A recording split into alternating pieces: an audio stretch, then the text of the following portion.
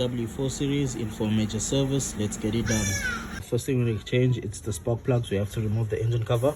Once engine cover is removed, we're gonna have to remove this insulator pad in order to reach number 4 and number 3 of the spark plugs. Right, insulator pad is out of the way. All you have to do is just pull it one side. It's held in by this clip over there, so you just have to pull it one side, and then you have access to all 4 of your spark plugs. 1, 2, 3, 4, and then you can start to change them.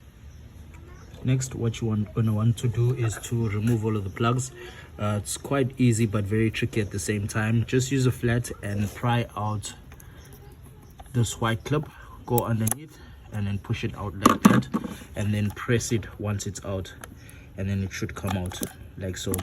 Do not force it, just be gentle because you will break it. Plugs are out. Now we're gonna bust all of these E8 bolts and then take out the coil packs. If your bolts are loose, just untighten them all the way to the top. They don't come out fully, so once they're all the way to the top, all you have to do is to just pull out your coil pack. Once it's loose, it's very easy to take it out. All you have to do is to just pick it up.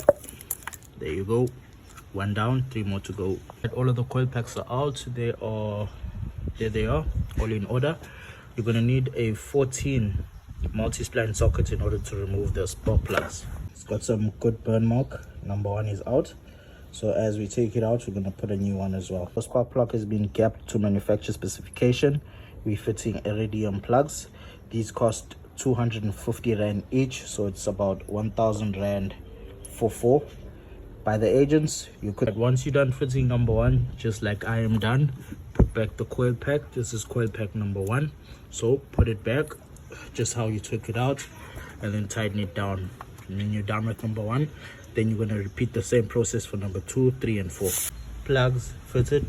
Next, we're going to change the air filter. All you have to do, lift it up this side and lift it up on this side as well. It's going to pop out, and then you just slide it forward, and then this cover comes out, and then the air box is exposed. The air filter, all you're going to have to do is pop these silver clips. 1, 2, 3 over there, and then the last 4th one in the back, and then you can just lift it up, and then you got access to your air filter. The filter is not that bad, but it's due for a change.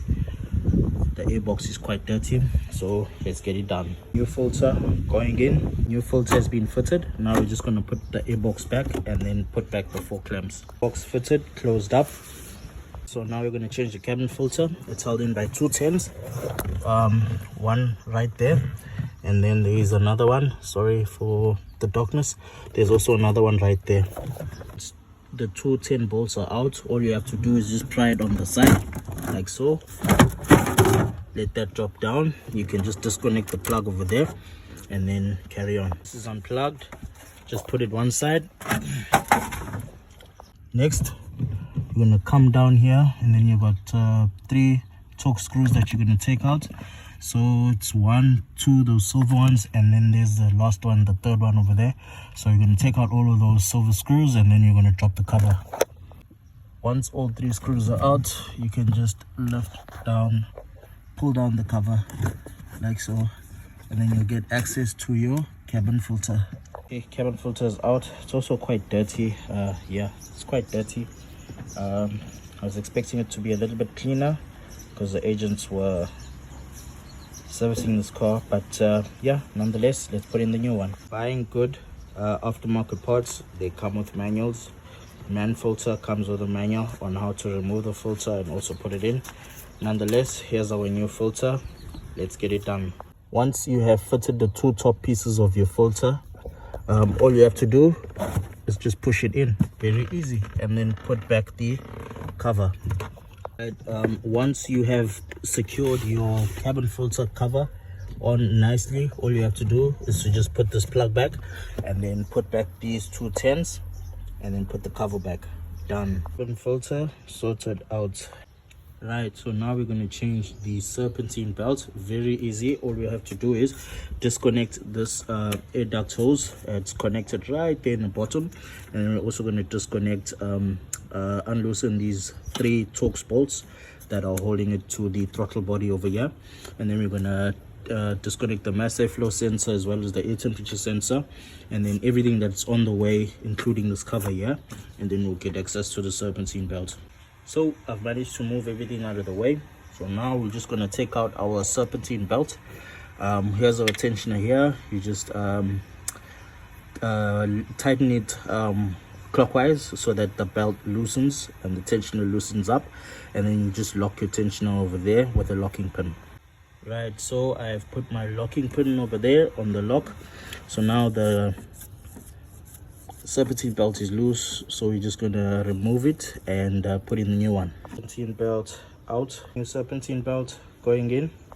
New serpentine belt is fitted. Now all you're going to do is remove the locking pin. Serpentine belt fitted, locking pin removed, sorted out. So in order to drain the oil, all you have to do is to just open over here. You can open it with the flat, and the flap is going to open, and then you can just drain the sump.